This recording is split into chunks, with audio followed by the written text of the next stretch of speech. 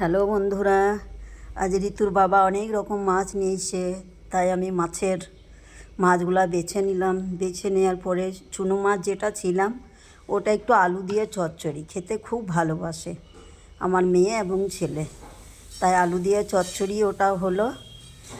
আর কালকির জন্য এতটুকু অল্প একটু রেখে দিয়েছি, ওটা পাতুড়ি করার জন্য, কুমড়ো পাতা দিয়ে পাতুড়ি করব। আর ওই বড় মাছগুলো ওগুলা রেখে দিয়েছে ওকে। তারপরের দিন আমি ভাপা বানাবো সর্ষে পোস্ত দিয়ে। তোমরা দেখবে নতুন নতুন ভিডিও, কেমন ভালো লাগে লাইক করবে।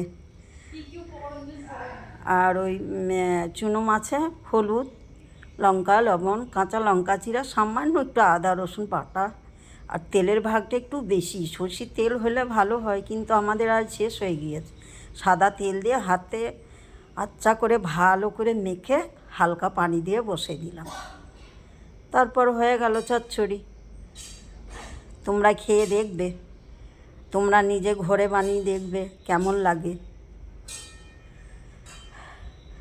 আর আমার মা আছে, ছোটো মা, আমার ছেলে আছে, ও মাছ তো খুবই পছন্দ করে, আর শুধু বলবে ও মা ভাপা করো, রুই মাছের ভাপা করো। আজকে আর করলাম না, মাছের একরকমই করলাম আর একটা সবজি করে দিলাম।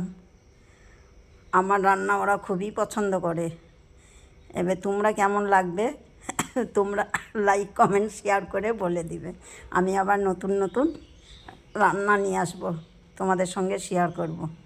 মায়ের রান্নাটা দেখে সবাই একবার বানিয়ে দেখো, খুবই সুস্বাদু ও খুবই টেস্টি হয়েছিল খেতে, দারুণ স্বাদ হয়েছিল খেতে।